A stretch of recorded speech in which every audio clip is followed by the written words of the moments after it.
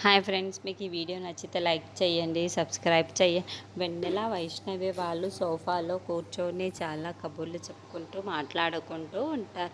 ఇంతలో అక్కడికి విష్ణు వచ్చి వెన్నెల వైష్ణవి అని చెప్పేసి పిలుస్తూ ఉంటాడు. ఆ మాటలు వినగానే అక్కడున్న వెన్నెల వైష్ణవి వాళ్ళు అయితే ఏమీ మాట్లాడకుండా సైలెంట్గా అయితే ఉండిపోతారు. అది చూసిన విష్ణు అయితే, నాతో మాట్లాడడమ్మా, మీరు మాట్లాడకపోతే నాకు ఏదోలా ఉంది అని చెప్పేసి అంటూ ఉంటారు. ఆ మాటలకి అక్కడున్న వైష్ణవి అయితే, నువ్వు ఇంత నమ్మక ద్రోహం చేసిన తర్వాత మీతో ఎలా మాట్లాడగలము చెప్పు, నీతో మాట్లాడము అని చెప్పేసి అంటారు.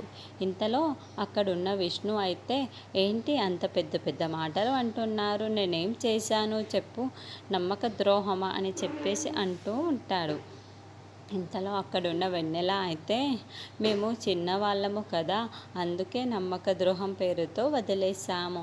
ఇంకా పెద్దవాళ్ళం అయి ఉంటే దాన్ని ఏం పేరు పెట్టేవారో కూడా మాకు తెలియదు కదా, అందుకే ఆ పేరే పెట్టాము అని చెప్పేసి అంటూ ఉంటారు. ఇంతలో అక్కడున్న విష్ణు అయితే చాలా బ్రతిమిలాడుతూ ఉంటాడు. నాతో మాట్లాడండి, నాతో మాట్లాడకపోతే నాకు ఏదోలా ఉంది చెప్పేసి అంటూ ఉంటాడు. ఇంతలో అక్కడికి వాళ్ళ అత్తయ్య మామయ్య వాళ్ళు కిందికి దిగి వస్తూ ఉంటారు. అది చూసిన వెన్నెల వైష్ణవి వాళ్ళు అయితే, ఎక్కడికి వెళ్తున్నారు అత్తయ్య మామయ్య అని చెప్పేసి అడుగుతూ ఉంటారు. ఇంతలో అక్కడున్న నర్సయ్య అయితే, మేము బయటికి వెళ్తున్నాము అలాగా అని చెప్పేసి అంటూ ఉంటాడు.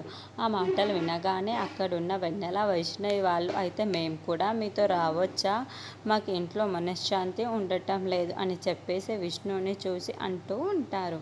ఆ మాటలు విన విష్ణు చాలా బాధపడిపోతూ ఉంటాడు.